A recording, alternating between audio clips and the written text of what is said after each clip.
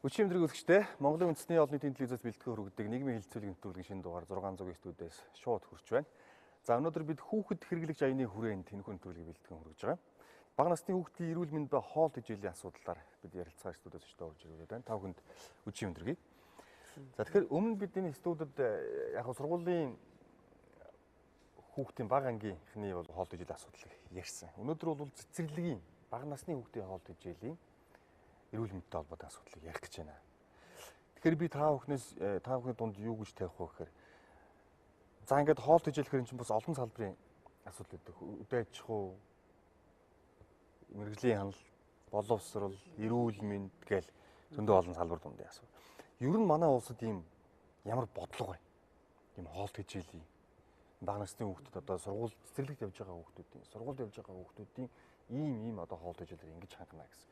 Ямар бодлогын баримтчиг байдаг юм бэ? Тэгэхээр бага насны хүүхдийн цогц бодлого гэж байдаг. Бага насны хүүхдийн хөгжлийн цогц бодлого гэдэг боловсрол соёлын шинжилгээ ухаан спорт яам, эрүүл мэндийн яам, хөдөлмөрийн нийгмийн хамгааллын яамны хамтарсан ийм тушаал байдаг. Энэ ажлынхаа хүрээнд бид нар бол яг бага насны хүүхдийн одоо эрүүл мэнд, хоол тэжээл, боловсролын одоо хөгжлийн чиглэлээр ямар одоо чиг хандлага баримталж байгаа вэ гэдэг тусгацсан байдаг. Тэгээ энэ одоо бодлогын бичиг баримтыг 18 онд болохоор бид нэр нэгдсэн үндэсний байгууллагын хүүхдийн санхын санхүүжилтээр бодлогын бичиг баримт үнэлгээ хийсэн. Тэгээ үнэлгээ хийгээд одоо яг үнэлгээнийхээ явцын талаар бид нэр үндэсний хэмжээнд хэлэлцүүлэг зохион байгуулах гэж байна. Тэгээ энэ хэлэлцүүлгийнхаа хүрээнд бид нэр цаашдаа энэ бодлогын бичиг баримт яаж шинжилт өөрчлөлт хийх шаардлагатай байна гэдэг талаар мэргэжлийн одоо эрдэмтэн доктор холбогдох одоо хүмүүстэй хамтарч ингэж хийхээр төлөвлөж байгаа. Энэ бодлогын баримт бичиг ер нь үүргээ хэрэг гүйцэтгэдэг. Хэр хангалттай? Цогц бодлого. Тааруулж. Миний хувьд бодлогын бичиг баримт одоо шинэ хүүхдийн зүгээр хоол шимт тэжээлийн асуудал дээр л ч одоо идэж уух хэвээр шимт тэжээлийн байцуудын хэмжээ дамжаа одоо тий хоногт авах хэвээр тэр журам дөрвөн мөн тэр бол одоо бүгд байна. Тэр үеийн одоо ингээд бодит байдлыг судалсан судалгааны дүнгууд зөндөө байна. Томоороо ч жижигэрээ ч үндэсний хэмжээнд хийсэн судалгааны дүнж байна. Одоо мэргэжлийн алдарны хийсэн судалгаач байна. Бидний хийсэн судалгаанууч байна. Тэгээд бодлогын одоо тэр цогц бодлогын баримт бичиг байгаад байгаа хэрнээ үйл ажиллагаа нь яваад байгаа хэрнээ судалгааны үр дүнгууд нь дандаа л хүүхдүүдийн маань үр дүн дандаа доошоо болохгүй тий одоо тэгэхээр зэрэг хоол тэжээлийн асуудал гэдэг бол бага насны хүүхдүүдээр ерөөсөө эрүүл мэндийг шууд тодорхойлох зүйл болчиход байгаа шүү дээ. Тэгэхээр өнөөдөр хүүхдүүд ингэж их өвдөж байна. Одоо ханаа дүрэнгүүтэй л эмнэлэг хатгаа гэд ингэ явж гэнэ гэдэг бол ерөөсөө цаана энийг бүх хүн ойлгож байгаа, бүх эмчнэр мэдж байгаа. Энэ бол хоол тэжээлийн асуудал нь болохгүй байгаа учраас ингэж байна гэд. Тэг яг уу бид нар ч гэсэн бас зөвхөн хувийн зүгээс ингэ бот. Одоо бүх юмыг жишээ нь өвөл болохоор утааруулж ихэд. Гэтэл хүүхд маань үйл зөнгөө өвдөж байна. Тэр үедээ янз бүрийн хархаг өвчлөлттэй болж байна. Ингээд бага наснаас ингээ өвдөж эхэлж байгаа. Тэгэхээр энэ өвчлөлийн байдлыг ингээд тэрийг ясан судалгаанууд зөндөө байж байна. Тэгээд ингээ асуудал бол одоо сайжирсан үр дүнгууд их ховор байгаа. Тэгээд яг хоол тэжээлээс болсон гэсэн тэр дүн одоо юу гэдэг хувийн хийж нэм байдаг юм. Одоо хамгийн сүүлийн судалгаа бол үндэсний хоол шимт тэжээлийн 5 дахь судалгааны тайлан гарч ирэхэд ерөөсөө манай улс ч одоо бараг хэдэн жилийн өмнө хоол тэжээлийн давхар дарамттай орн гэж нэрлэгдсэн. Тэр нь юу гэхээр дутламж байгаа.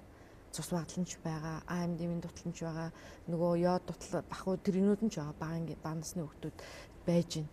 Гэтэл одоо бас 0-5 насны хүүхдийн нөгөө таргалтын 5 хүртэлх насны хүүхдийн таргалт нь манайх одоо Дэлхийн эрүүл мэндийн байгууллагын 17 оны эрүүл мэндийн тайлан гэж байгаа.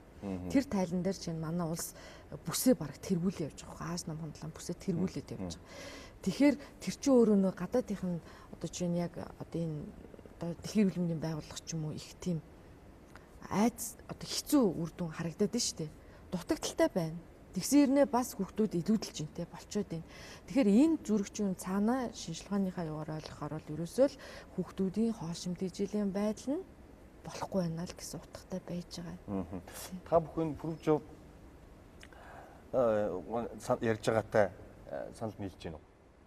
Манай ч очиж яг одоо нэг хэцүү байдалтай байна. Бас нэг төмөргөө үүсдэг зөвлөмж бол барч чадахгүй байна. Үр дүн бол өөр гараад байгаа гэдэг чинь. Ерөнхийдөө хүүхдийн хоол тэжээлийн аюулгүй байдал, шим тэжээлийн талаар бол манайд бол хангалттай хэмжээний хууль тогтоомж, дүрм журм байна. Гагцхүү яг одоо хэрэгжилт нь шаардлага хангаж байна уу? Тийм сайн хэрэгжилттэй байна уу гэвэл яг бодит байдал төр үгүй байна. Жишээлбэл мэрэгжлийн хяналтын байгууллагын зүгээс яг одоо энэ бага насны хүүхдийн хоол тэжээлийн аюулгүй байдал, чанар аюулгүй байдал дээр бид нар гарсан дүрм журмынхаа хэрэгжилтэнд байнга хяналт тавьж ажилладаг. За дээр нь өнгөрсөн жил бид нар бас энэ хоол тэжээл ялангуяа цэцэрлэг сургуулийн дотор байрны хүүхдүүдэд өгж байгаа хоолны илчлэг шим тэжээлийн байдал ямар байна вэ? За ямар төрлийн хүнсний бүтээгдэхүүнийг илүү их төлөхөөр хэрэгжилж гэнэ үү гэдэг дээр холбогдох байгууллагатай хамтарч бид нар бас шалгалт хийж шинжилгээ хийж дүн мэдээ гаргасан. Ингээд бол ихэвчлэн л одоо гурлан бүтээгдэхүүн, махмахан бүтээгдэхүүн хүүхдүүдэд будааны төрлийн бүтээгдэхүүнээр л хоол хүнсийг ихэвчлэн хийдэг ийм дүр зурагтай. Яг одоо хүүхдэд хэрэгтэй аминдим шаардлагатай витаминуудын агуулмжийг өгөх шаардлагатай бусад одоо төрлийн сүс үн бүтээгдэхүүн байдаг юм уу, сүү цагаан идэ, жимс ногооны төрлийн бүтээгдэхүүнийг хэрэглээ бага жишээтэй. Тэгээ энэс үүдээд яг хөхөр зэрэг сая одоо бүрж доктор хэлж байна. Хүн амын хоол тэжээлийн судалгааг Монгол улс 5 жил тутам хийдэг. За 2017 онд 5 дахь судалгаа хийсэн нийгмийн эрүүл мэндийн хүрээлэнгээс улсын биений тайлан мэдээ гаргасан. Тэндээс үзэхэд бол 0-5 насны хүүхдийн хоол тэжээлийн байдлыг судлаад үзэхэд 11.2% нь хоол тэжээлийн илүүдэлтэй байна. Илүүдэл жинтэй байна. За 10 онд хийсэн судалгаагаар бол илүүдэл жинтэй хүүхэд 3.6% эзэлжсэн гэж байна. Гэтэл 17 оны судалгаагаар 22.2% болсон. Тэгэхээр энэ юу гэж юу гэхээр зэрэг нөгөө хүүхдэстэй шим тэжээллэг амин дэм эрдэс бодистой хоол хүнсээ хэрэглэхгүй байна. Зөв зохистой хоол хэрэглэж чадахгүйгаас болоод харин ч хоолн зохиод таргалаад тэгдэг юм байна гэж боддог шүү. Эрүүл бус зохистой хоол хэрэглэхгүй байгаас болоод эсрэгээр одоо илүүдэл жинтэй хүүхдүүдийн тоо ихсэж байна. Тэгээд тэр 5 дугаар судалгаагаар мөн одоо эрүүл бус хоол хүнсийг хэрэглэж байгаа хүүхдүүд бол судалгаанд хамрагдсан хүүхдүүдийн 99.2% эзэлж байна. За гэтэл шарж болгосон хүнсний бүтээгдэхүүн хэрэглээ 77.5%тай байна. Гэдэг юм уу, ингээд нөгөө чихэрлэг төрлийн хүнсний бүтээгдэхүүний хэрэглээ 80% байна. Инхээр нөгөө эрүүл бус хооллолт, зохисгүй хооллолт чинь эргээд нөгөө таргалалт, илүүдэлжин үсгэх төслийг бүрдүүлж байгаа. Ийм одоо дүн мэдээ гарсан байгаа. Тэгэхээр бас одоо хууль тогтоомжийн хэрэгжилт төдийлөн одоо тийм сайн хангагдахгүй байна гэж. Одоо жишээлбэл 55 дугаар цэцэрлэг танах энэ хүүхдүүдийнхээ хоолны менюг гаргахтаа цэцэрлэгүүд ингээд 5 өдрөөр нүглээд хүүхэд өгөхөд ингээд гаргацсан байдаг. Нэгд өдөр болгоо. Ингээд энэ 5 хоногт ийм хоол идэх. Энэ менюг ер нь яаж гаргад юм? Дээрээс одоо юу гэдэг боловсролын яам гэдэг ч юм уу, нийслэн боловсролын газраас ингээд мэрэгжлийн хяналтын газар шиг ийм хоол хийгэрээ ингэ шүү гэж өгсөн байд юм уу? Цэцэрлэгийн тогоош эрхлэгч та бүхэн ярьж байгаад ингээд гаргад юм байд. За энэ 2013 онд хүүхдийн хоолны зэвсгсэн ийм бүр эрүүл мэндийн газар дээрээс нь нийслэл боловсрол соёл шинжилгээ ухааны яам нүүбийн хүүхдийн сантай хамтарсан ийм бүр зэсийн ийм ном боловсруулж гаргаж ирсэн. Урд нь бол ердөөсөө тогооч нар бас л цэцэрлэг өөрсдийнхөө гэдгээр дур дураараа меню зохиодог байсан л та. Тэгэхээр энэ ерөөсөө болохгүй байна гэдэг байдлаараа энэ судалгааны үндсэн дээр ингээд гарч ирсэн байгаа. Тэгээ энэ бол жишг. Тэгээд эндээс одоо цэцэрлэгүүд маань өөрсдөө яг хоолныхоо тэр одоо технологийн картыг тэгж гаргаж ирдэг 5 хоногоор. Тэрний дагуу батлаад одоо энэ 7 хоногт бол ер нь бол 14 хоног тутамд хоолыг тавцахгүй байдлаар ингэж бид нар одоо хүүхдэд Уйлдрал нөлөөлөх. Одоо ингээ хаврын уйлдралд юу гэдэг илүү шин тэжээлтэй хоол идэх ёстой. Зуны уйлдрал хөнгөн шингэж гэдэг юм. Өвөл илүү ичдэг ихтэй ч гэдэг юм уу. Тэрүүгээр гарах уу? Гаргана бас. Тэрийгээ бид нар бас яг тогоочтойгоо няруу тогооч ингээд эмчтэйгээ хамтраад энийг гаргадаг. Гэхдээ ерөнхийдөө яг 11 сараас саний томоо нэлээд ихсдэг учраас бид нар аарц одоо чацаргана гэдэг юм уу те ханиаднаас витаминлэг зүйлийг бас нэлээд их оруулж өгөх гэж үздэг. Ер нь бол 100% одоо боловсруулсан бүтээгдэхүүнээр л хүүхдэд одоо болгож байгаа. Тэгэхээр нийслэлийн ерөөсөө нийслэл үйл ажиллагаа болж байгаа бүх цэцэрлэгүүд одоо нэг янзын хоолны менютэй байна л гэж би ойлголоо зөв. Меню биш л дээ. Тэр болохоор нөгөө боловсруулалтын яамнаас бол гаргасан 100 гаруй хоолны одоо хийх жор технологи багтаасан ном бол байгаа. Тэр номоор л меню тэр номондоо багтаагаад уйлрал одоо хүүхдийн нас биеийн онцлогтой тохируулаад цэцэрлэг бол хоолныхаа менюг бол өөрсдөө зохиож байгаа. Цаад барьж байгаа хоолны технологи бол нэг байна гэж ойлгож байна. Тий. Бүх цэцэрлэг тэгвэл за ингээд хийх хоол нь тодорхой байт юм байж. Меню нь ойлгомжтой юм байна. Галтгоо гэж нэг юм байгаад. Одоо юу гэдэг миний явж исэн цэцэрлэгийн галтгоо бол яг солигдоод орчин үеийн болсон гэхэд би бол нэгт гэж итгэж өгөхгүй байна. Тийм. Тэр ч одоо баг энд олон жил болсон байж байгаа. Ихэнх сургуулийн цэцэрлэгүүдийн галтгоо нэг жижигхэн тэгээд 2 хүн 2 3 хүн л ажилдаг баг. Оронтоо нь яадаг юм. Стандарт нь ямар байх хэвтэй. Одоо юу гэдэг за ресторана болий. нэг нэлийн гайгүй хэмжээний цайны газрын хэмжээний галтгоо тэнд байх уу? Ямар улсын ямар тоног төхөөрөмж хэрэгэлдэг? Жишээлбэл танай цэцэрлэг. Ер нь бол бидэд одоо бол манай 2014 онд өргөтгөл гэж баригдсан. Энэ өргөтгөлийг бас улсын төсвийн хөрөнгөөр бариад яг нийлүүлсэн тоног төхөөрөмж нь болохоор хятад тоног төхөөрөмж орж ирдэг. Урд нь байсан энэ 50 одоо 63 онд баригдсан барилга бол Орос тоног төхөөрөмжтэй байсан. Тендер дээр тийг зарласан байт юм уу? Яг хөө зүгээр хуучин байсан нь бол ер нь бол Оросын тоног төхөөрөмжүүдийг хангах нь биднэрт их урт хугацаанд ашиглах боломжтой байдаг. Тэд нар маань эргээд сэлбэг авсан ч гэсэн эргээд засварлаад эргээд ажиллахад их боломжийн одоо сүүлийн үеийн нийлүүлж байгаа тоног төхөөрөмжийн чанарт анхаарахгүй бол ерөөсөө 1 жил 2 жил болоод эвдэрчдэг. Бид нар хамгийн баталгаатай гэсэн газар ихээр тулах техник компани дуудаад ирэхээр хятад тоног төхөөрөмжийн сэлбэг байдаг нөгөө талдаа эргээд сэлбэд засах гэхээр 2 хоног мартгүй 2 сар ажиллаад эргээд эвдэрчдэг.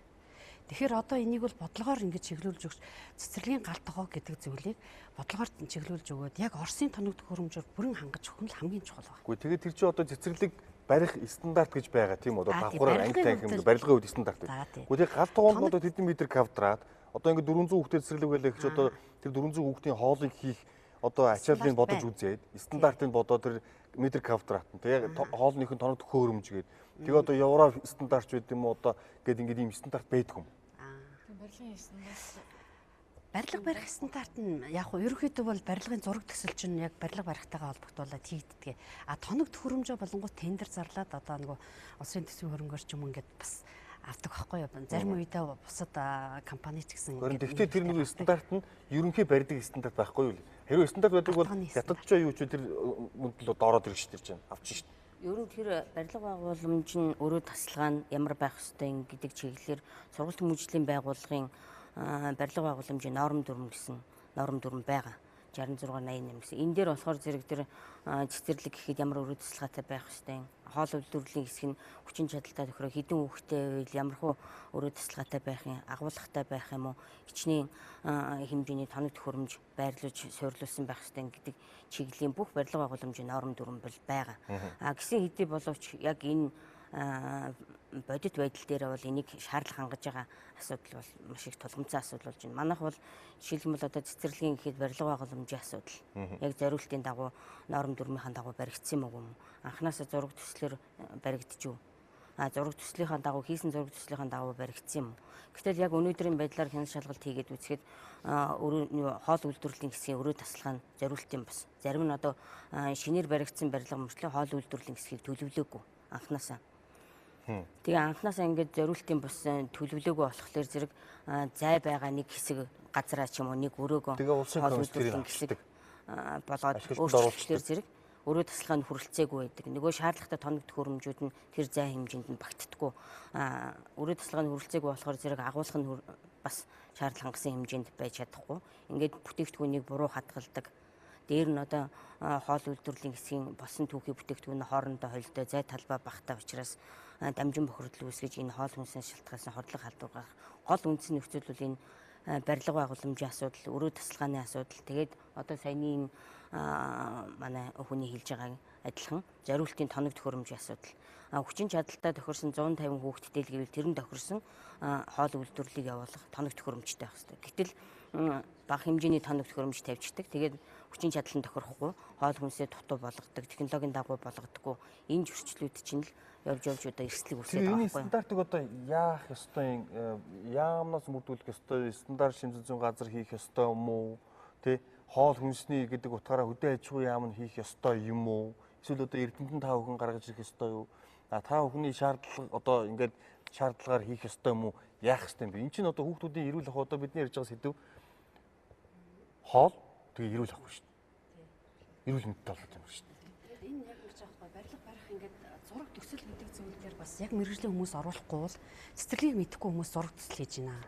Тэгээд яг цэцэрлэгийн стандарт гэдэг зүйлийг яг барьж хийхгүй байгаа учраас нэгдүгээр анхны зураг төсөл орж ирэхдээ над дээр бүр галтгууг орж ирсэн. Тэгэд ийм юм байхгүй. Бид нар ямар нэг байдлаар нөгөө танхимаасаа нөгөө төрөд галтгоо хоол зөөж өгнө гэдэг бол асуудал нэгдүгээр эрүүл ахуй таарахгүй. Тэгээд энэ галтгооныхоо яг зураг төслөөр нэхэр танаа зураг дээр байхгүй юм чинь барилгын компани шалгахаараа зураг дээр байхгүй юм чинь би зургаараа л хийнэ. Тэгэхээр зураг төсөл дээр маш сайн анхаарахгүй бол хийж байгаа зураг төсөл мөн хянаж эргэж ингэхгүй бол яг тэр стандартын дагуу гэдэг зүйл зарим нэг нь мэдээ зарим нэг нь мэдэхгүй ингээд аваачаад хийж өгөөд тэр зургаа батлуулцдаг. Тэр батлагдсан зургаар нь баригдах гээд яваад байдаг. Ийм асуудал гараад байгаа байхгүй юу? Тэгээ хаанаас одоо би ахаад асууя. Хаанаас гарах вэ гэж энэ стандарт. Тэгэхээр боловсрол соёлын ухаан спортын яамнаас бол 2015 онд сургуулийн өмнөх боловсролын байгууллагын сургалтын орчны стандарт гэдгийг стандарт хэмжилтийн төвөөр баталгаажуулаад гаргасан байна. Тэгээ 16 оны 1 сарын 1-ээс эхэлж мөрдөж эхэлсэн. Тэгэхээр энэ стандарт бол яг цэцэрлэг гэдэг бол мэдээж зориултын гар тогоотой байна. Тэ? Барилга байгууламж ямар байх вэ, анги танхим ямар байх вэ, гадна тоглоомын талбай ямар байх вэ, одоо тэр өрөө тасалгаа ямар байх вэ гэдгийг бол стандарт заагаад өгсөн. Тэгээ энэ стандартаа мөрдөж ажиллаж байгаа. Тэгээ зарим цэцэрлэгийн хувьд одоо юу гэдгийг тоног төхөөрөмжийн хувьд бол үнэхээр одоо манай яамнаас бол шинээр ашиглалтанд орж байгаа сургууль цэцэрлэгийн тоног төхөөрөмжийг нийлүүлж байна. Гэхдээ бол бидний хувьд бол аль болохоор удаан жилийн эдлгээтэй, чанартай, Оросын холбооны улсад үйлдвэрсэн ийм тоног төхөөрөмжийг нийлүүлж байгаа. Гэхдээ сүүлийн одоо үед бас их оронч худалдаа авалт дэмжиж байгаа. Энэ ажлынхаа хүрээнд бол хамгийн сүүлд бол одоо яг чиглэл компани бол 1-2 дугаар хоолны тоогоог ингээ нийлүүлээд явж байгаа. Тэгэхээр бол бидний хувьд бол тавьж байгаа шаардлага бол одоо юу гэдгийг яг Оросын холбооны улсад үйлдвэрсэн чанартай тийм ээ ийм одоо тоног төхөөрөмжийг авал илүү одоо хүүхдтэй ээлтэй тухайн байгууллагата удаан эдийн засгийн хувьд ч гэсэн эдийн засгийн хувьд үр ашигтай ийм одоо худалдаа авалт нэн тэргүүн шаардлагатай байгаа гэж бид үзэж байгаа. Одоо нийслэлд үйл ажиллагаа явуулж байгаа цэцэрлэгүүдийн хэдэн стандартын шаардлага хангасан одоо ийм гал тогоотой, хэдэн шаардлага хангаагүй гал тогоотой байна.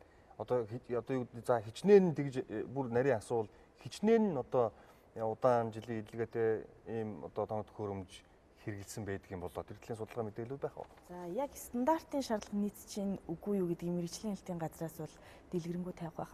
Нийслэлд бол тулгараад байгаа бэрхшээл нь юу вэ гэхээр бас нөгөө хүүхдийн багтаамж одоо ихтэйгээс одоо жишээлбэл тухайн одоо 100 хүүхдийн багтаамжтай цэцэрлэг байлаа гэхэд тухайн 100 хүүхдтэй тохирсон л одоо тоног төхөөрөмж юмнууд бол байрлуулж байгаа. Дээрээс нь галтгооны хүрэлцээ хангамж бол тийм байж байгаа.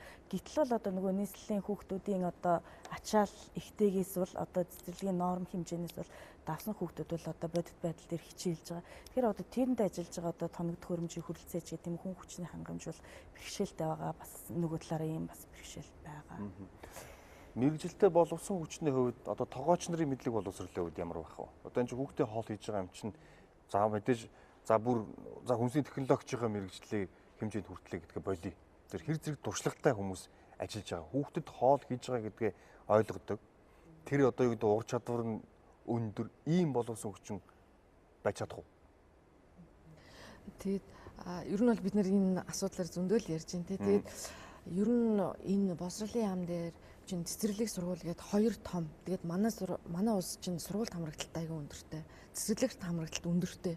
Тэгэхээр бидний бодожоор бол цэцэрлэгийн сургуулийн орчинд цэцэрлэг сургуулийн одоо хоолны үйлчилгээг бид нэр одоо үнэхээр сайн болгож чадах юм бол одоо дэлхийн жишг төрсэн байдлаар ах юм бол энэ хүүхдүүдийн эрүүл мэндийг хамгаалж хамгийн наазахын бас бидний юм боломж байхгүй юу. Түүнээс одоо Африк энтергээд сургуульд хамрагт цэцэрлэгт хамрагт 50% хувьтай байдаг энэ төр газар бол хэцүү шүү дээ. Тэгэхээр манайх өндөр авч. Тэгэхээр бид нарт энэ боломж байгаа учраас бид нарыг энийг сайн хамгаалах ашиглах хэрэгтэй гэж бид нар бол үзээд сүүлийн одоо олон жил л энийг ярьж ш. Тэгэхээр одоо бол бид нар нэг эцсийн нэг шийдэл гаргаад зөрөгтэй юм хийх хэрэгтэй юм болов уу гэж бодоод байна. Тэгэхээр эн чинь салбарын яамд шүү дээ. Одоо аль ч улс оронд очисон ер нь бол энэ сургуулийн цэцэрлэгийн хүүхдэд хоолны асуудал бол ихэвчлэн одоо боловсролын яам дээр л явж байгаа. Тэгэхдээ боловсролын яамныхаа хажууд яг энийг хариуцсан тийм мэрэгжлийн одоо хүмүүс нь ажилдаг. Гэтэл одоо манай боловсролын яамд яг энэ юм байгаа юу гэвэл одоо учир дутагдaltaй шүү дээ. Ганц мэрэгжилтнэр цаашаа хязгаарлагдаад ингээ юу ч байхгүй. Тэгэхээр энэ том салбарыг чинь угаасаа дээрээс ингээ удирдлаггүй байгаа байхгүй. Тэр удирдлаггүй хүрч чадахгүй байгаа учраас тэнч зураг нь буруу зурагж идэг, энэ ч тоног төхөөрөмж нь муу очиж идэг, тэнд ч одоо минүн зөрчигж идэг. Одоо тэгэл нөгөө олон юм чи ингээ гарч ирээд байгаа байхгүй. Тэгэхээр энийг бол одоо манай яг энэ юунд бол монголчууд бас харьцан их дуулууртай орон хүмүүс шүү дээ. Энэ чинь нэг инкт гэхэд бол тэгэхээр удирдлагаар хангаад ингээд өчүүл энэ бол боломж байна гэж бол бид нар хараад байгаа. Тэгээ ингээ хараа. Тэгэхээр хоол үйлдвэрлэж үйлчлэнэ гэдэг асуудал бол манайх яг одоо нөгөө мэдлэг боловсрол олох ерөнхий мэдлэг энэндээ бол бүх анхаарлаа хандуулаад одоо багшийн мэрэгжил дэвшлэл тогтолцоо энэ төр бүх юмаа хийцэн. Гэтэл өнөөдөр тоогоочийн мэрэгжил дэвшлүүлэх тогтолцоо гэж огт байхгүй. хэдэн жил ирсэн хичээ тэр огт номын дуу сонсоогүй тэр 20 30 жил ажиллаж байгаа хүн ч байж байна. Тэгэхээр энэ тоогоочийн чадрын асуудал ч гэсэн тийм. Түүнээс тэр хүний одоо яг хүмүүс янз янз л ярина л да, тийм сургууль төгснөөс хамаарна. Гэхдээ миний бодлоор бол тэр тоогоочоор ажиллаж байгаа хүнийг байнгын одоо тэр багшийн мэрэгжилд дэвшлүүлдэг шиг тийм тогтолцоотой байх хэрэгтэй. Тэгэхээр одоо тэр тогтолцоог бүрдүүлэх хэрэгтэй байна гэдэг энэ сүүбийн газартаа бол ойлголцож болж чадсан. Тэгэхээр энэ хүмүүс одоо тэрийг санаачлаад хийгээд ингэ явж байна. Тэгэхээр одоо бид нар их хурдан энийг хийх. Тэгээ тоног төхөөрөмж асуудал ч гэсэн адилхан. Бид нар одоо энд бас ганцхан Оросын тоног төхөөрөмж гэж тийм нэг давуу эрх мондбод бас тийм ярьж болохгүй. Үнэхээр хятадын ч юм уу хаанхын чинь солонгостой хаанаас үдин тэр юуны одоо тэр чанарыг Монголдо үлдэрсэн ч байж болно. Хамгийн гол нь тэр стандартын шаардлага хангасан тэр нь амьдралаар шалгуур яадаг тийм л юм багс. Түүнээс биш эх оронч гээд бид нэр амархан эвдэрдэг юм авмааргүй байна. Энэ төр тийм юм байгаа хгүй. Тэгэхээр тэрий чинь хийх гэхээр бас л одоо мэрэгжлийн хүн л энэ тоног төхөөрөмжж болж байна гэдгийг хэлэх хэрэгтэй байхгүй. Түүнээс зүгээр тэр худалдаа авалт хийж байгаа яамны мэрэгжилтэн бол энийг шийдэж бол чадахгүй болчихсон. Тэгээд хичнээн сайн тоогооч ирээд одоо нэг лизо плетийг тавьсан байвал тийм тэр чи ямар хоол хийх вэ? Тэгэхээр хоол үйлдвэрлэнэ гэдэг. Үнэхээр сайхан тоног төхөөрөмж байгаад муу тоогож ирэх юм бол бас хэцүү. Тэр хоёр ч уйлдах хэрэгтэй шүү дээ. Уйлдах хэрэгтэй. Тэгэхээр хүнсний аюулгүй байдлын асуудал уусаа цогц асуудал байна. Энийг хүнсний аюулгүй байшин байхаасаа өксүүлээл тийм байна. Хоол аяглах хүртэл ийм цогц ахгүй. Тэгээд одоо жишээ нь бүх юм байлаа гэхэд хүнсний хангамж болохгүй байх юм бол яах гэж ярина. Одоо нөгөө цаанаас ирж байгаа хүнс маань угаасаа чанаргүй. Ингээд байгаад эсвэл хит их үнээр монополдоод ингээд байвал бас яах вэ? Тэгэхээр хүнсний хангамжийн цогц тогтолцоо байх хэрэгтэй. За тэгээ барилга байшингийн стандарт хангадаг асуудал байна. Тоног төхөөрөмж нь бас стандарттай байх хэрэгтэй асуудал байна. Тэрний тэгээ бас тоног төхөөрөмж нь хэдийсээ авсан ч гэсэн одоо нэг тэн шатах ч юм уу нэг одоо эргүүл тохируулга эвдрэх ч юм уу тийм юм ерөөсөө л гарна. Тэгэхэд эн чинь тийм үйлчилгээ үзүүлдэг тийм мэрэгжлийн одоо социализмын үед бол байсан шүү дээ тоног төхөөрөмжийн үйлчлэл. Тийм юм нь бас энэний чинь хажууд байж ах хэвээр. За ингээд дараа нь тоогооч нь байх хэвээр. Тоогоочийг мэрэгжил дэвшлүүлэх ёстой. За ингээд сайхан хийсний дараа бас бид нэг ярих хэвээр зүйл маань энэ нийт аав ээжүүдийн хүүхдүүдийн шимт хичээлийн боловсрал гэдэг юм ярих хэвээр. Бид нар төслийн хүрээнд өчнөө сайхан одоо тэнцвэртэй нөгөө л хамгийн шимт хичээлийн багтаасан зөв боловсруулсан ийм хоол хийгээд өгөхөд нөгөө хүүхд маань насандаа ч одоо хүч удаа идэж үзээгүй. За яадгийн ногооны зутуу ууж үзээгүй. Жишээ нь навчит ногоог амсаж үзээгүй хүүхэд тэр амтыг мэдхгүй хүүхэд бол жишээ нь тэр будаа идэхэд хахаад явдаггүй. Бид нар бүр амьдрал дээр тэрийг үзчихсэн. Тэгэхээр нөгөө анханасаа одоо хүүхдүүдэд тэгээд тэрий чинь нэг сард нөгөө хүүхдүүд чинь энэ бол ингэж иддیں сайн, би энэ чинь сайн, тийм юм гэдэг нөгөө шимтгийллийн боловсрал гэдэг юмыг олгоод ирэхэр чинь хүн чинь идэж эхэлж байгаа байхгүй юу? Одоо жишээлбэл ингэдэг байхгүй юу? Хүүхдээ цэцэрлэг төгчөөд ингээ хоолныхын менюг харахаар за манай нөхөр чинь ийм гурил иддүүд одоо яах вэ гэдэг асуудал гарч ирж байгаа юм. Одоо том одоо юу гэдэг цөв өмчи гэдэг юм хийцэн байлаа гэж бодоход бууз хийцэн байлаа. Буузны баг гэдэг зөвхөн гурилын иддэг хүмүүс. За тэгэхээр чинь манай нөхөж одоо энэ өдөр бол үлсэхэнтэй гэж байгаа юм. Тэгээ багштай нь яриад хоолыг нь солих уу гэхээр гоо ингэж л хийн гэж байгаа юм л да. Тэгэхээр нэг ангид мэдээж одоо юу гэдэг 20 хэдэн 30 хэдэн орчинд өссөн цагаан хоолтой хийж магадгүй, ногоон хоолтой хийж магадгүй, одоо юу гэдэг янз бүрийн хоол хичээл иддэг хүмүүс ирж байгаа. Тэг ингээ бүгдийг одоо яг нарийн ярих юм бол бүгдэнд нь тэгшгээд бас ийм хоол өгөхөд бас хэцүү юм шиг байгаа. А гэхдээ бас юу гэдэг тэр хүүхд болгонд таруулаад нөгөө ногоон иддэг юм нөхөд бас хэцүү. Тэгэхээр эцэг эхчүүдтэй ажиллах хэрэгтэй юм шиг байна. Жишээл одоо юу гэдэг за ийм хоол одоо юу гэдэг жилийнхээ менюг бол зүгээр гаргаж өгöd. За одоо хавар намар бол ийм учраас хүүхдээ ийм иддэг бол нэг ийм зүйл ингээ сургаж байвал яа гэм бэ?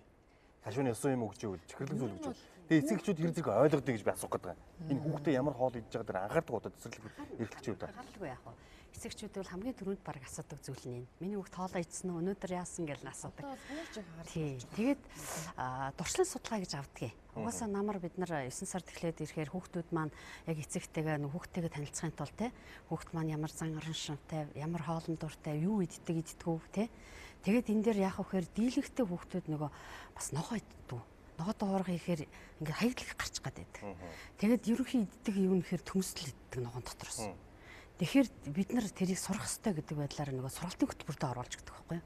Хүнсний ногоог оруулж өгнө. За хүнсний ногоо энэ ийм амттай, энэ ийм зүгтэй. Одоо энэ хөгжүүлэх үйл ажиллагаа, төлөвлөлт үйл ажиллагаан дээр оруулж штэ.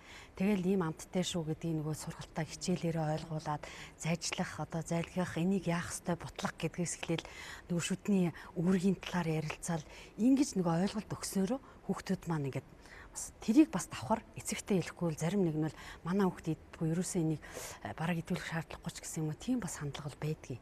Гэхдээ бид нар бас ойлгоод эцэгтэйгээ ойлгуулдаг. Бид нарт мадчсан бас нөгөө одоо хүнсний эрүүл ахуйн талаар эцэгчүүд маань маш сайн одоо боловсролыг бас мэддэг болсон байна. Бас тэр талаараа хүүхдийгээ эрүүл авахад эрүүл мэндэд энэ хоол бол хүүхдийн эрүүл мэндтэй шууд холбоотой юм а гэдгийг ойлгодог болсон байна. Тийм учраас бид нар бас нөгөө шим тэжээл буюу одоо баяжуулсан бүтээгдэхүүн гэх хичээрээ бид нар ямар ч байсан энэ менюндээ бол бас оруулаад өдөрлөгөө явуулаад эцэгхээ саналаа аваад ингээ явж байна л да. Тийм. Тэр нөгөө гэр бүлийн тэр нөгөө буруу дадал зуршилт нийцэж цэцэрлэг ажиллах ёсгүй. Цэцэрлэг бол яг хүүхдэд өгөхстой тэр нөгөө тэнцвэртэй хоолоо цэсээ зохиосны дагуу тэр тэнцвэртэй хоолоо хийгээд тэрийг айл болох хүүхдэд идүүл сургах нь бас өөрөө хүүхдийг хөгжүүлэх, боловсрол олгох, эрүүл мэндийг хамгаалах тэр зорилго нь өөрөө оршиж байгаа учраас хүүхэд идэхгүй байна гэдэг асуудлыг бол тавихгүй харин энийг яаж энэ хэрэгтэй юмыг идүүлдэг болгох вэ гэдэг илүү чиглэж ажиллах ёстой болчиход байгаа байхгүй. Тэгэхээр тэр нь өөрөө зорилго болчиход байгаа гэсэн. Одоо тэгээд нэг хүүхдийн хоол нэмэг чи өдрийнх нь хоол нэмэг өдрийн ангийн хүүхд бол 1650 төгрөг гэж. 24 цаг бол 2400 гэж. Тэгээ өдөрт ингээд 4 удаа за ингээд 1 2 дугаар хоол хөнгөн хоол гэдэг цай каш сүү цайг ингээд бодоод үзэхэд энэ мөнгө юу н хангалттай үгүй юу гэдэг дээрээс анхаалын тэмдэг тавьж шин. Тэгээ юу гэдэг 1650 төгрөгөөр нэг өдөр хүүхдэд хооллуул гэдэг бол зүгээр энгийн ямар ч газар хоол авч идэх боломжгүй юм. Тэгвэл энийг ингэж ойлгох хэрэгтэй. Одоо өөрөө чи ярьж байгаа зүгээр захын газраас би худалдаа давхад гэж ярьж байгаа чинь тэр арилжааны хоолны газрууд чинь тэр хоолыг хийсэн түүх эдийн зардал дээр одоо бүх юм нэмэгдсэн маш тоог, цахилгаан, одоо зам, тээвэр, цайлан хөлс одоо тэгэл бүх юм нэмэгдээд үндсэндээ одоо бид нар бол тэр чинь баг 10 гаруй ийм үний юу шингэж тэр бүтээгдэхүүн босч тэрэндээ ашиг шингэсэн тэр хоолны үний асуудал байхгүй. Энэ төрийн худалдаа авалтаар хийж байгаа энэ цэцэрлэг сургууль энэ төр мөнгөний төлөөд өгж байгаа энэ бол зөвхөн түүх эдийн зардал байхгүй. Тэнд өөр ямар нэгэн одоо зардал нэмэгдэхгүй мөнгө учраас 1650 төгрөг бол тийм ч их бага мөнгө бас биш. Гэхдээ бүрэн хангамжтай одоо яг хангалттай сайхан шимтгийлэг ногоо өгөө сүгийг нуулгаад ингээд одоо жимсийг нийдүүлээд ингээ гэвэл хангалтгүй байгаа байхгүй юу. Тэгвэл 1650-ыг илүү одоо оновчтой ашиглаж чадах юм бол бас бүр огт одоо өөрийн чинь тодорхойлж хэлж байгаа шиг бас тийм мөнгө бол бас биш л дээ. Гэхдээ энийг бол илүү юмнууд өхийн тулд бол нэмэх шаардлагатай гэдэг дээр бол бүхэн санал нэгтэй. Уул нэммээр байгаа энэ асуудлыг бол яригдал юм. Гэхдээ нэмэлтээ харин ахаал нэг байдаг үлэг болсон зүйл биш. Илүү шимт хичээлэг, илүү тийм зүйлүүд болгож хувирах хэрэгтэй. Тэгэхэд бас л мэрэгжлийн зүгээс бас л удирдлагаар хангаж өгөхгүй л бол ахаал бах байдаг л л байдаг юм руу бол очичоод ирчин штэ. Тэгээд бид нар бол одоо зөндөөл үзүүлж харуулж 1650 төгрөгөнд ийм хоолыг хийж болж байна гэж өчнөө л одоо үзүүлж харуулаад цэцэрлэгийн хүрээнд ч гэсэн хүмүүсийг авчилтэй зөндөө тиймнүүд хийж байгаа. Тэгэхээр энэ бол тоогоочийн ур чадвартай холбоотой. Одоо шин бид нар дээр жишээ байна те. Нийслэлийн боловсролын газар жил болгон тоогоочийн ур чадварын тэмцээн зохион байгуулдаг. Тэр тэмцээн дээр ирээд та бүхэн бол үнэхээр утгаар нь харж болно, ойлгож болно. Тэнд яг адилхан одоо түрүүний энэ хүмүүсийн яриад байсан номон дээр хийд байгаа хоолыг л технологийн картын тарааж өгөөл тэр тоогооч нараар хийлэгтэл одоо хүүхэд байтугай хин идэх вэ гэмээр тийм хоолоо шийж байгаа хүн байна. Яг тэрийг өгчөөд хаад энийг хүүхэд идэггүй гэмээр хоолж байна. Харин ийм юмар яаж ийм хоол хийж ийна гэж байгаа хүн тоогооч байна. Тэгэхээр эн чинь түрүүнээс хойш миний хэлэх гээд байгаа тоогоочийн ур чадвар, тоогоочийг чадахжуулах тэр тогтолцоо гэдэг юмыг бүрдүүлэх заашгүй шаардлагатай байна гэж хэлээд байгаа. Гэхдээ одоо угаасаа Монгол улсад мөрдөж эхэлсэн хууль тогтоомжийн хүрээнд одоо шинэ аюул олон юмнууд мөрдөгдөж эхэлсэн шүү дээ. Тэр хүрээндээ одоо энэ тоогоочийн юуг асуудлыг бас зөндөө хөдөлмөрийн яамд энэ чинь хөдөлмөрийн яам хариуцж байгаа ажил юм бол тийм нэг сургууль үйлдвэрлэлийн тэдний тэр яамд. Тэгэхээр энэ одоо хүүхдийн тэр сургуулийн тэр цэцэрлэгийн хүүхдийн хоолны асуудал ямар олон байгууллагад харьяалагдж байна.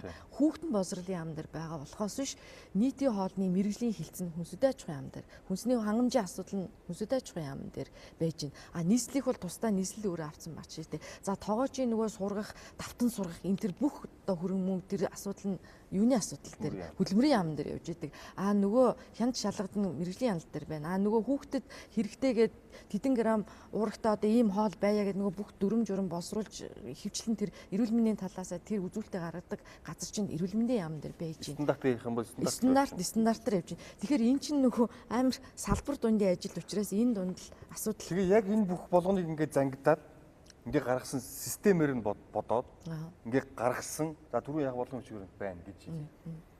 Яг энийг нарийн тооцсон тийм зүйл байх уу? Тэр салбар дундын үйл ажиллагааг хангах ажлыг л үндсэндээ одоо миний мэдж байгаагаар одоо мэдэх одоо гадны улсуудын тогтолцоог бид нар чинь судлаад ингээд яриад байгаа шүү дээ. Ер нь бол түүнээс биш ингээд бид нар бол таамгаараа ийм байх хэрэгтэй гэж яриад байгаа юм бол биш. Тэгэхээр манай шүтээсийн багш нар бол одоо энэ олон жил төсөл хийлээ, тогтолцоог бүрдүүлэх гэж зүтгэж байна.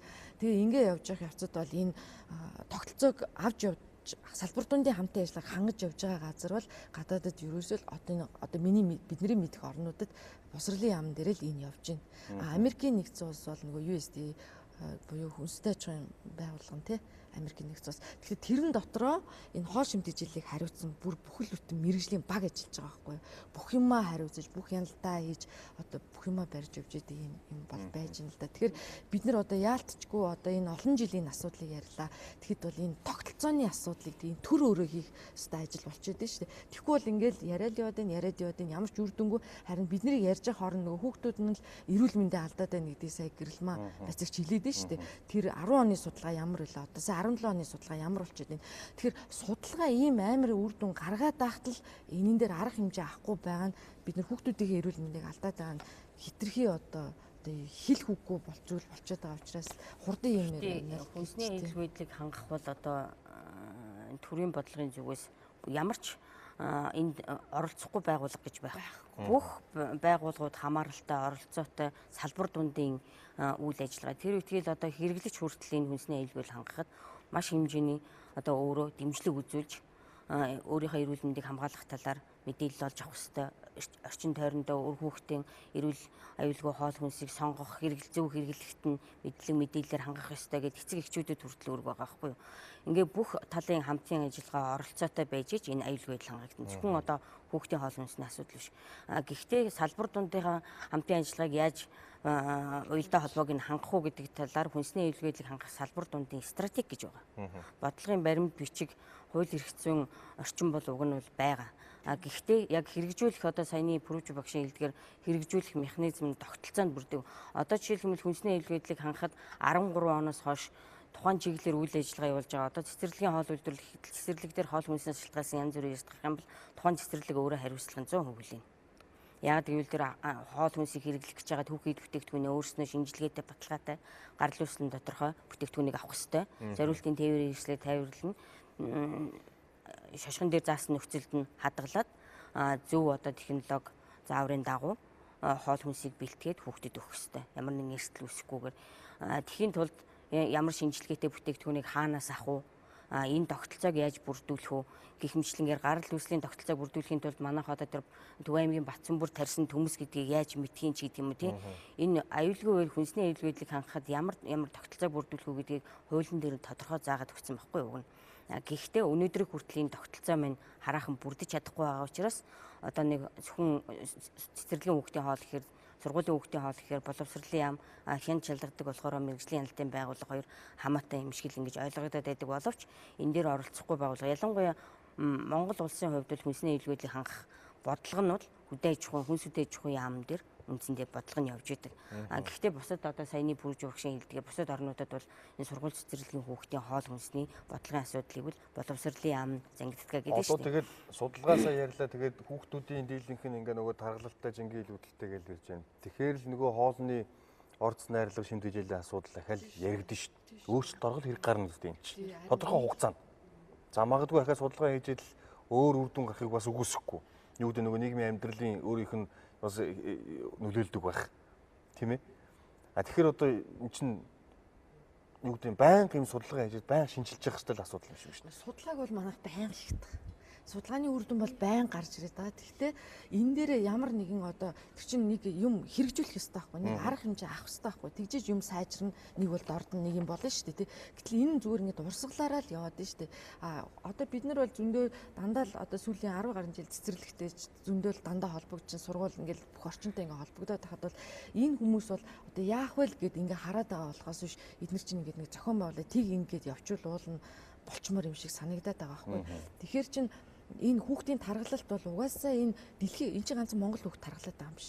Дэлхийгээрээ нэг таргалаад байгаа. Тэгтээ түрүүн би 17 оны дэлхийн эрүүл мэндийн байгууллагын тайлбар яриад байна шүү дээ. Тэгэхээр чин хятадуудыг бид нэр хүүхдүүд нь тархан гэдээ ойлгоод байгаа шүү дээ. Гэтэл хятад бол бүсийн дундаж дэлхийн дундажаас ер даваагүй л тэр нэг 5-10% тагаал яваад байгаа байхгүй. Тэгэхэд манайх 11-12% болоод бүр одоо бүр маш өндөр орны тоонд орсон. Тэгэхээр энэ бол хэрвээ одоо энэ хоол хэмжээ жилийн асуудал ойлгодог хүүхдийн эрүүл мэндийг чинхүү энийг асуудал байна гэж ойлгодог улс оронд бол аль ижээ бүр харангаа дэлдэд ингээ яваад бүр аюу тум интервенц рүү орчих хэвээр ийм сигнал багхгүй. Гэтэл манайх өнөөдөр шал өөр юм руу фокуслаа. Гэтэл тэр одоо бидний фокуслаад байгаа одоо энэ намаржингаал одоо фокуслсан юмаа ч гэсэн бодсон гэсэн тий.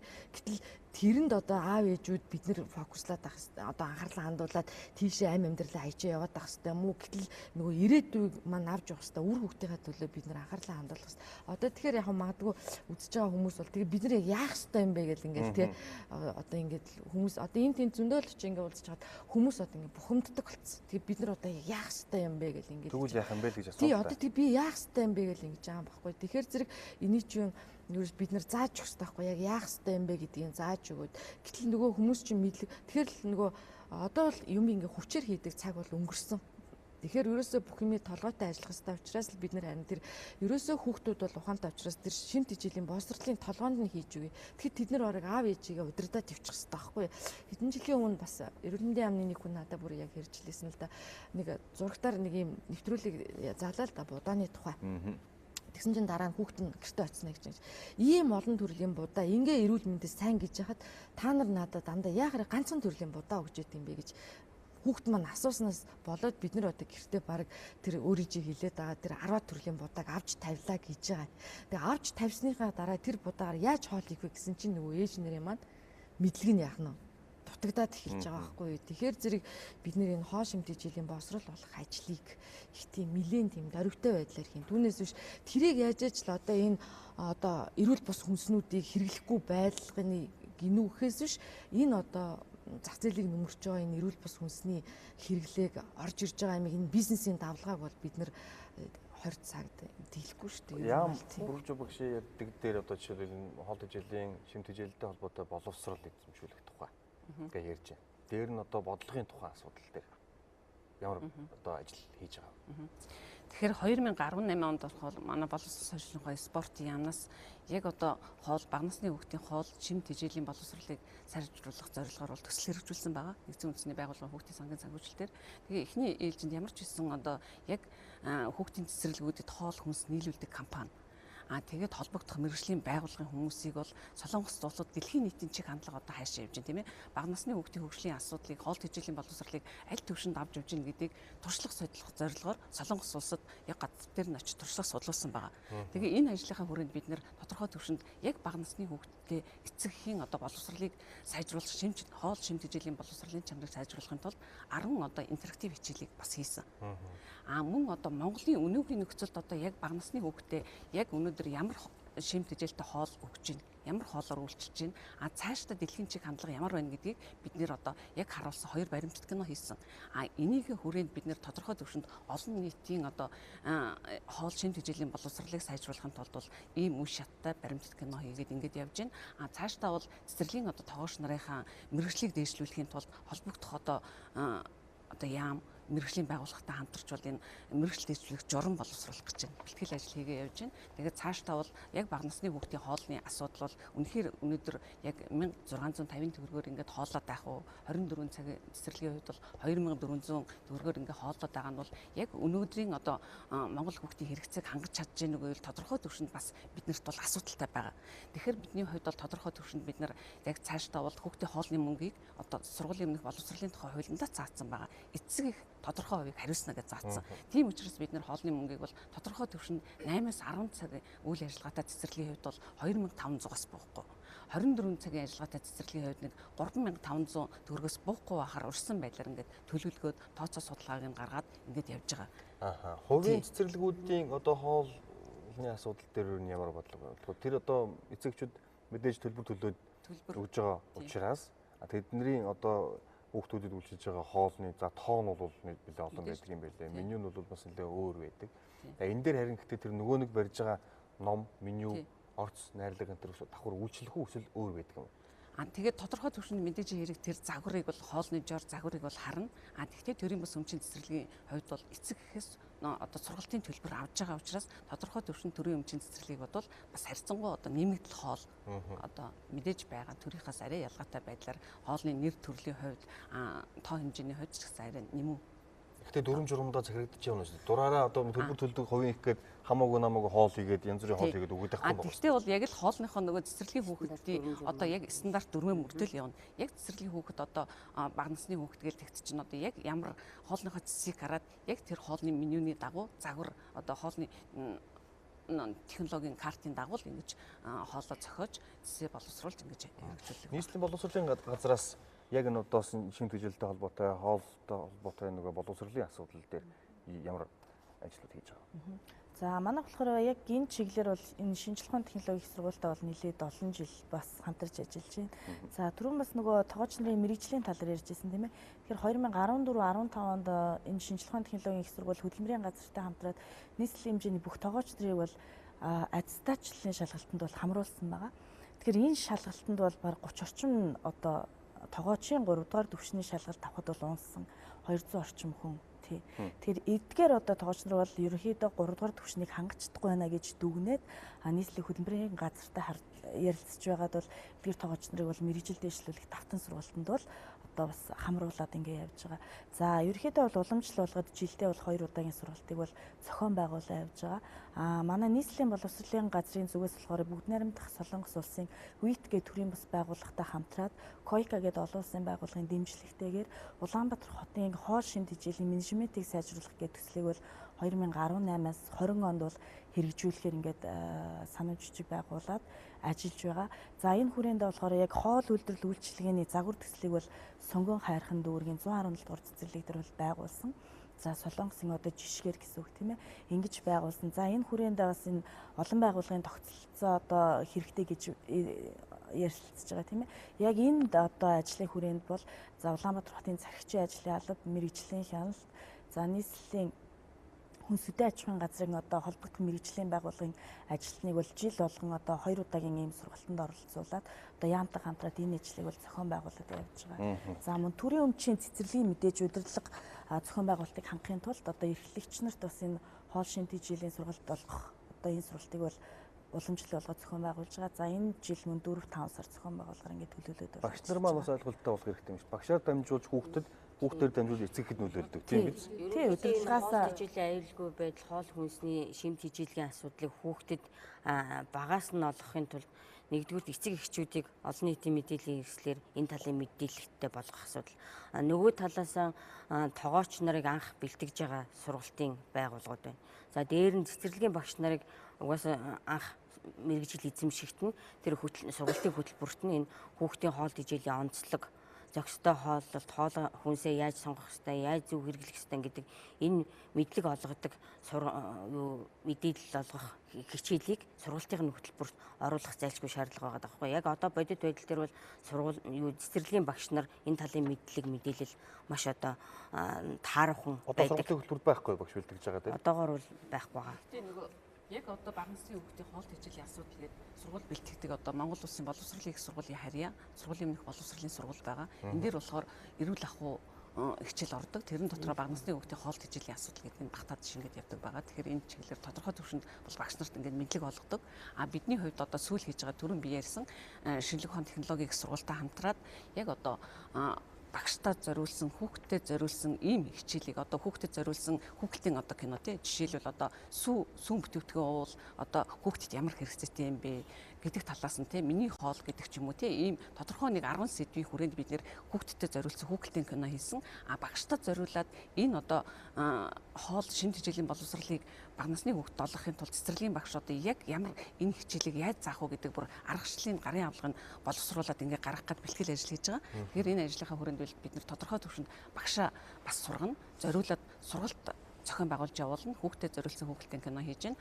Тэгээд одоо олон нийтэд зориулсан түрүүн би ярьсан 2 баримтат кино хийсэн. Үнэхээр өнөөдөр Монголын төвшөнд бага насны хүүхдийн хоол тэжээлийн асуудал ямар төвшөнд байна? Дэлхийн нийтийн чиг хандлага ямар байна гэдэг чиглэлээр одоо баримтат хийгээд олон нийтийн хүртэл болгохоор ингээд бэлтгэл ажил хийгээ явж байна. Тэгээд энэ эмчнэр бол нэг ингээ гидсэн эвгүүрхээр гэмтсэн хордлого авсан хүүхдүүд дахин хордлого авах гэдэг.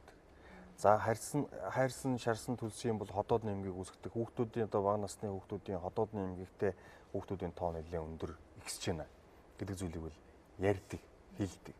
Тэгэхээр ингээд та бүхний ярианаас харахад энэ хүүхдийн хоол гэдэг бол ерөөсөө маш чухал юм байна. Энэ дээр одоо нэгдсэн бодлого байхгүй байна. Тогтолцоо хаалгаа гэж хэлж байгаа би бол хэмзүүг сэтгүүлч ихөө. Дээр нь тэр одоо цэцэрлэгийн барилгыг галтгоогүй зурдаг одоо ямар сонин галтгоогүй мартчихдаг. Хийхгүй байдаг. Тэгээ одоо цэцэрлэгийг ингэж хийнэ гэдэг бол ерөөс байж болохгүй зүйл шүү дээ. Тэр чинь харин нөгөө тогтолцоогүй илрэл байхгүй юу? Тогтолцоо байхгүй болцсны илрэл байгаа байхгүй. Тэгээд ганцхан энэ жишээч биш. Бүр ийм жишээ зөндөө олон байгаа. Ер нь бол. Тэгээд яг сүүлийн хэдэн жил одоо ингээд сая хүмүүс хийсэн ажлуудаа ингээд ярьсан хүрээнд ингээд яг бол яалтчгүй ингээд одоо хүн болгон дор үрнэ. Энд чинь нөгөө тогтолцоогүй учраас одоо хин нэг үний санаачлагаар магадгүй энэ ер нь одоо шинэ энэ дарга нь ч юм уу тэр хүн энийг чухал гэж ойлгохгүй бол чухал гэсэн юм аа хийгээ явчихна шүү дээ тий. Тэгэхээр сүүлийн үед ер нь одоо ингээд чухал гэж хоол шимтгийл чухал гэж бодсон учраас одоо сүүлийн 5 10 жил бол ингээл жижиг шажиг одоо сая ярьсан ажлууд ингээл хийгээл байна л да. Тэгээ ингээ хийгээд байхаар бол цэцэрлэгүүдийн хүрээнд ч гэсэн маш их өрнөл үүсэж байгаа нь бол биднэрт мэдрэгдэж байгаа. Бид нар ч одоо судлаачд учраас те одоо цэцэрлэгүүд бол те хоол тэжээлээ яах вэ гэж бараг л бүх эрхлэгч те сургалт давъя, манайхыг үзээд дараа зөвлөх үйлчилгээ авах, тоогоочоо сурах гэсэн гэх мэт. За тэр үедээ хувийн цэцэрлэгүүд ч гэсэн одоо манайх бас яах вэ гэд хувийн цэцэрлэгүүд төдий үед бол хоол шимтгийлээ сайжруулна гэдэг бол өөрсдөө нь бас бизнесээ хадгалах нэг юм бас чухал юм шүү дээ. Тэгээ тэрий чинь бас тэр хүмүүс арчаад одоо энийг яах вэ гэд. Тэгэхээр зэрэг өндөө энэ сүүлийн хэдэн жилд хийсэн ажлын хүрээнд бол одоо жижиг шажиг тогтолцоогүй ч гэсэн ингээл нэг тасгай бутархаа ингээл нэг ажлууд хийгээд байна шүү дээ. Одоо нэг тэнд нэг сургалт тэгэл энд нэг юм хийгээд. Тэгээ одоо сая түрүү жил бол бид нар хамгийн анхныхаа туршилтыг хичээлийг хийж байгаа. Цэцэрлэгийн сургалтын хөтөлбөр дотор бол зөндөө олон сайхан юмнууд багтсан байдаг ч гэсэн яг хоол шимтгийллийн боловсрол олгодог тийм системтэй тийм хичээлийн хөтөлбөр бол байхгүй байсан. Тэгээ энийг бий болгоё гэдэг анхны хичээлийг хийж байгаа. Тэгээ тэрий чинь байхгүй юм шууд болгоно гэд ингэх биш. Одоо тэр хичээлийг бид нар чинь туршин, сайжруулна, ингэжээш нөгөө дүрм журмандаа оруулж иржээж ингээ хийх тухай асуудал байгаа байхгүй бас тодорхой цаг хугацаа зарцуулагдана. Тэгээ ямар ч үсэн эхнийхээ эмийг хийцэн юм чи ингээ болно гэж бодож байгаа. Тэгэхээр одоо яг тэр хичээлд хамрагдсан хүүхдүүд ямар вэ гэдэг чинь ингээ гарч ирнэ. Тэгээ одоо шинэ хүнсүтэй аж ахуйн яамн дээрээс одоо нөгөө давс буруулах хөтөлбөр гэдэг ингээ байж байгаа шүү дээ. Тэр хөтөлбөр чинь хамрагдсан цэцэрлэгүүч үнэхээр нөгөө хоолныхаа давсыг бууруулад ингээд одоо сая телевизээр цацагдсан шүү дээ хүмүүс харах нь харсан л очив.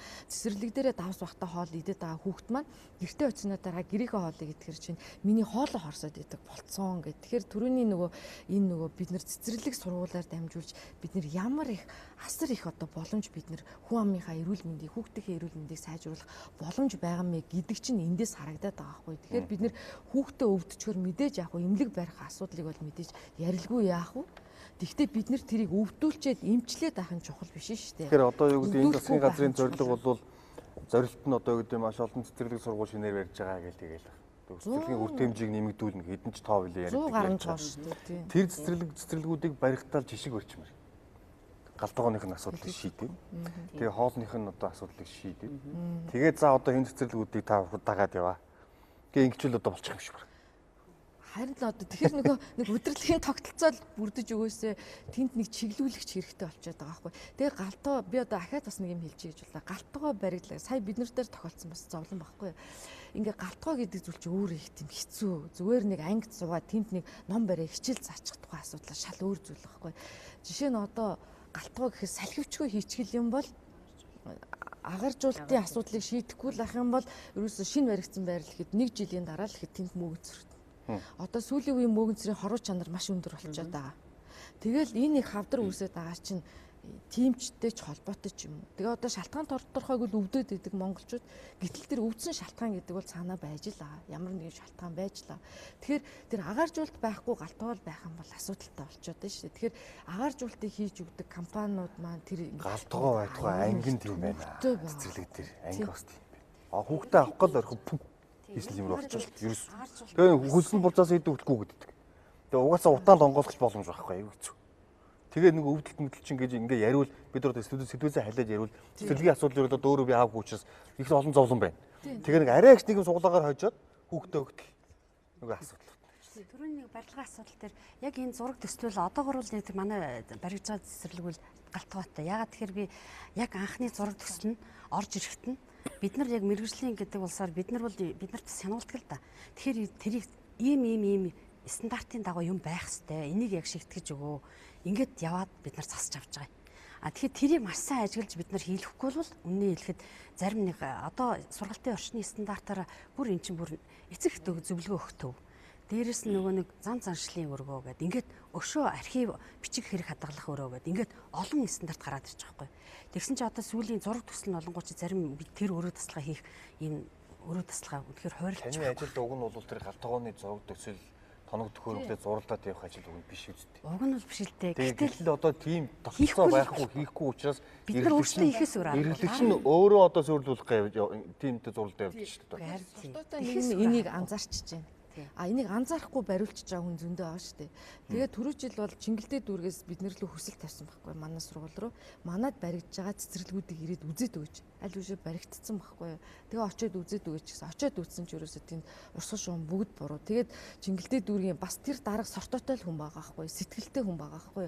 Тэгээд биднээр очиж үзүүлээ. За яг тэр чинь нөгөө тэр даргаыг хэлэхээр тэр хүмүүс ч одоо бас ойлголцохгүй шүү дээ. Тийм учраас мэрэгжлийн үнийг авчирч үзүүлээ гэд ингээ үзүүлээд ингээд тэр одоо дарга маань одоо тэр 3-4 цэцэрлэгийн байрыг ахиж барилгын компанитай ярьж засуулж байгаа. Гэтэл энэ барилгын компани буруутай энийг үйл бас тэр хүмүүсийг буруутгаж болохгүй байхгүй. Яг тэр хүмүүс чинь мэдхгүй байгаа ш тэр галтгоо ямар байх вэ. Тэгэхээр тэр нөгөө ноорон дүрм чинь бүр хинч харсан тодорхой барьж байгаа нь шалгаж байгаа нь үйлчлүүлж байгаа нь ингээд тодорхой бүх юм болох хэвээр. Тэгэхээр ахаал нөгөө ихний ярьсан нөгөө тогтолцооны асуудал руу дахиж очиж байгаа даа тийм. Цэцэрлэг баригдаад тийм.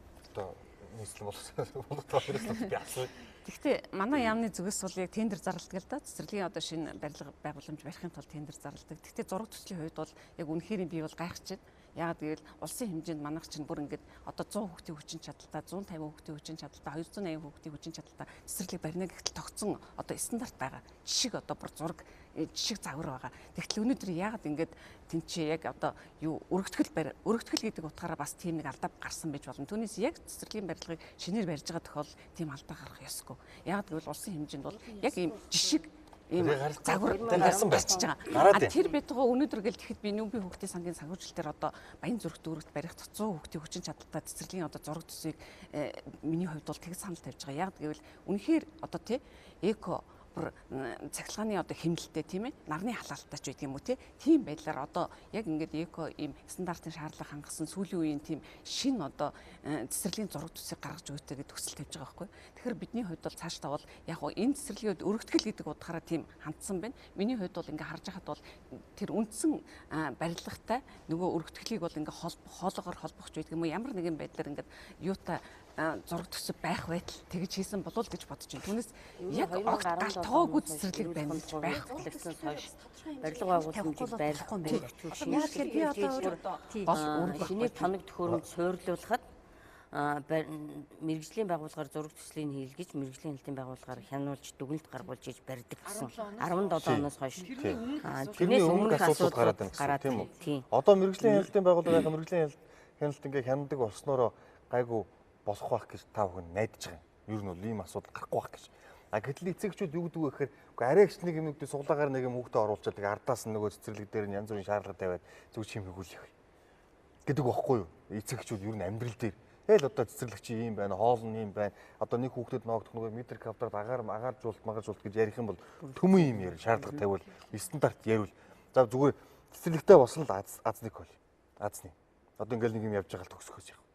гэдэг багхгүй. Тэгээд за яг улсын хэмжээний хэдэн цэцэрлэг бариад бүх хүүхдүүд хамрагддаг болоод ингээд ирсний дараа харин тэр шаардлага нэлээд өндөрсөх баг.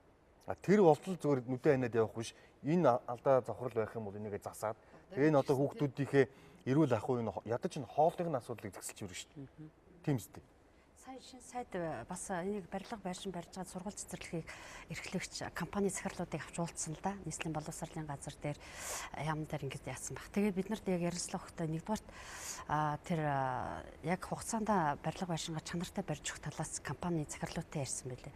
Эрхлэгч захирлуудыг дуудаж уулзаад яхад өдөр тутам одоо өдөрт яг ирж байгаа бүтээгдэхүүн одоо хийж байгаа тэр материал дээр нь зураг ав. Яг барилгын ажил яг яаж явагдаж гинүү? Яг энэ стандартыг бол нэлээд сайн хяналт тавиараа гэдэг үрийг бол бид нарт өгсөн баг. Тэгэхээр энэ ер нь цаашдаа бол ингэж чанарчаад ингэж явна гэдэгт бол бид нар итгэж байгаа.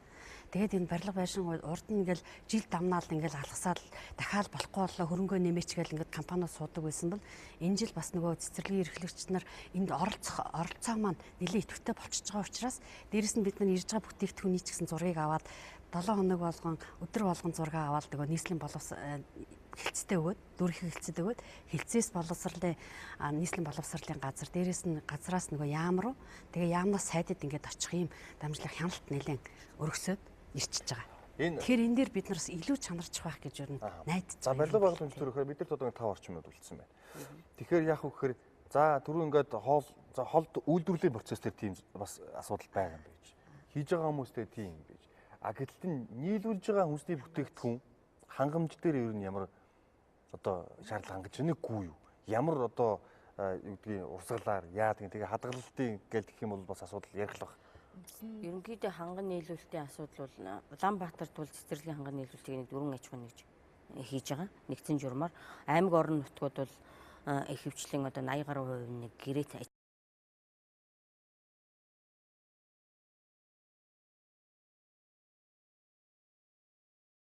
ахуйн нэгж байгууллагаас авж байгаа. За үлдсэн хувь нь болохоор зэрэг зах зээлээс за бүр хөдөө орон нутгийн суманд бол одоо иргэдэс ч гэдэг юм уу. Иймэрхүү байдлаар ханган нийлүүлэлт хийж байгаа. Тэгэхээр маш идэл байгаа. Ханган нийлүүлж байгаа газар өөрөө одоо гарал үүсэн тодорхой шинжилгээ баталгаачлалтанд хамрагдсан бүтээгдэхүүнийг зах зээлээс аваад тэгээд тодорхой хугацаанд хадгалж ягаад 7 хоног өрн ч юм уу цэцэрлэгүүдэд түгээж байгаа асуудал дээр бахны гарал үүслийн бичгч ингээд дэнжи мянга дээр өгч идэм билээ шүү дээ. Ингээд авчдаг юм билээ шүү дээ. Бид нар сурвалжилсан шүү дээ. Тэгэхээр эн чинь ерөөсөө тэр мах чинь аль аймгийн аль сумаас хин гэдэг малчны мах ирж гэнэ вэ? Тэр дэнжи мянга дээр гэдэг чинь энэ нөгөө уул мөрийг мөрдөн тогтолцоо гэдэг юм. Одоо бид нар тэр үндэсний аюулгүйдлээ хангахад тогтолцоо бүрдүүлэх хэрэгтэй байна гэдэг нь шүү дээ. Эндээс л эхэлж байгаа байхгүй. Энэ гурилыг тариаг нь хаан тариалсан. Тэнд пестицид бордоо хэрглэсэн юм уу? Энэ болгоноос чинь эхлээд нөгөө хүүхдэд очих гэж байгаа хоол болоод очиж байгаа энэ бүх үе шатанд чинь бид нар аюулгүй байдлаа хангахын тулд ямар тийг шинжлэх боломжтой цэцэрлэг дээр байхгүй тийм ээ. Тэр нөгөө нэг гарал үүслийн бичгийг л үндэслэж л одоо тэр нь л итгэн хэлтэй. Ер нь бол цэцэрлэг шинжилгээнд хамруулахгүй авж байгаа газараас шинжилгээний бичгтэй компаниуд нийлүүлж байгаа газар л хамруулсан байх хэрэгтэй. Ирж байгаа бүтээгдэхүүн асар өндөр үнэтэй ирдэг шүү дээ. Зарим үед бол одоо өхрийн мах гэхэл 9,000 гарчаад ш. Тэгээ авж байгаа бидний 1650 гэдэг юм яагаад төрөхгүй вэ гэдэг бүтээгдэхүүн өндөр маш асар өндөр үнэтэй ирж байгаа учраас тэгээд тэрэнд чи ерөөсөө заримдаа мах гурил гэж баг нэр төрөл маш цөөхөн болчихж байгаа байхгүй. Тэгээд яг боломжоор л бид нар нарийн ногоо гэл одоо өгөрцөй помидор гэл аваад өгж байгаа боловч тэр чинь ерөөсөө хүүхдэд нэрээ айгүй хэцүү. Ер нь бол 1650-ыг л бид нар өшөө цаашдаа эцэг ч гэсэн үнний үзүүлэх ажил хийхэд миний хүүхдийн хийх цаг нь энэ цэцэрлэг дээр өнгөрч байгаа учраас бид нар одоо хүүхдийнхээ хоолыг төлөхөд бид нар татгалзах зүйлгүй л гэдэг санал. Одоо жишээлбэл нэг эцэг эхчүүдэд таны цэцэрлэгийн хувьд одоо цэцэрлэгт хамрагдж байгаа хүүхдүүдийнхээ эцэг эхчүүдэд нээлттэй ярилцаад за 1650-аар 50-ыг хэдүүлээ ер нь нэг 3000 болгоё гэдэг санал гарах хэрэг нь цэцэрлэгийн эрхлэгчд байх уу эсвэл тодорхой хувь татуу зааж өгсөн байх уу? Бид нар бол ерөөсөө тэгж хувь зааж өгөхгүй шүү дээ. Тодорхой түвшинд цэцэрлэгийн одоо эцэг их асар хамгаалж болох юм байна. Тэгвэл бол бид нэр тодорхой түвшинд бас хамаагүй цэцэрлэгийн эрхлэгч одоо шууд тэд болоод нэмнэ гэж бас болохгүй. Мэдээж хэрэгжсэн газрын тогтоол гарч иж энэ хүчин төгөлдөр биелэх хэрэгтэй. Тогтоолгүй бол цэцэрлэгийн эрхлэгч нэмэгдүүлэх тийх байх шууд болохгүй. Төрийн өмчт засгийн газрын тогтоол гарч иж ер нь бол хоол үйлдвэрлэлийг альж түвшинд одоо цэцэрлэг сургуулж биш. Одоо энэ нийтийн үйлчилгээтэй ашигын төлөө явж байгаа газруудын хувьд ч гэсэн Монгол улсын хувьд бол хамгийн хүнд тогтолцоо бол энэ хүнсний хангамжийн энэ тогтолцоо гэдэг юм үндсэндээ бараг арай байхгүй гэж хэлж болохгүй бах тий. Тэгтээ барыг байхгүй юм шиг одоо сая өөрөө хэллээ шүү дээ. Тэр бичгийг бол ингээл барьж идгаа гэдэг тий. Сүү хаанаас ирж байгаа юм. Тэр яаж байгаа ингээд бүх юм одоо сүүний үед бол бас одоо сүүлийн үеийн сүүний үйлдвэрүүдийн буянгаар бас харьцангуй бас арай эвтийхэн болж штэ. Тэгэхээр юм бол мэдээж ингээд сайхан болохыг л хичээгээд л ингээд яваад та. Тэгэхээр хамгийн хэцүү асуудал хүнсний хангамжийн асуудал ахгүй. Одоо бид нэг сургуулийн хүүхдэд холбоотой ч гэсэн тарих хамгийн их өвдөж байгаа асуудал хүнсний хангамжийн асуудал. Хүнс муу ах юм бол тэнд ямар ч сайн одоо хямд үнэтэй. За тэгээд энэ үнний асуудал дээр хүн бас их тийм юутай боломжтой хандах хэрэгтэй. Зүгээр зах зээлийн өсөд байгаа үнэнд энэ төрийн худалдаа авалтын юм тэрийг дагаж ингээд баг болоо их болоо гэж явж болдог юм бүр хаач ийм тогтолцоо байдаггүй байхгүй. Тэгэхээр төр бол өөрийнхөө мөнгөөр худалдаа авж байгаа юмныхаа тэр юмыг бүр маш хатуу ийм хяналтанд байдаг тогтолцоо бүх улс оронд бол байгаад байна. Тэгэхээр манайх энэ төрийн худалдаа авалтын юм маш тийм өөр тогтолцоороо шилжүүлэх ёстой болчиход байгаа. За тэгээд энийг зөвхөн миний хувьд нэг сайхан юм сүүлийн үед сонсож байгаа нэг хүнсүдэн аж ахуйн яам дээр үндэсний хөгжлийн газар дээр энэ хүнсний хангамжийн бүр том логистикийн тогтолцооны тийм том бүр шийдвэрлэх тийм юм явж байгаа юм билий. Тэрийг хурдан бүтээсэй. Цаг дуслаа. Тэгээд өнөөдөр хүрэлцээрсэн та бүхэнд баярлалаа. Тэгээд юу гэдэг шин төжилтэй холбоотойгоор эцэгчүүд бидний оролцоо бол үнд их өндөр байх юм байна. Хүүхдэрээ дамжуулж одоо эсрэг тавьж байгаа багш нараар хүүхдэрээ дамжуулж бид нар бас энэ боловсролыг олох хэрэгтэй. Өөрөөсөө бас санаачлахтай байх хэрэгтэй юм байна. Тэгээд бидний хамт үзэгч та бүхэнд баярлалаа. Баяртай.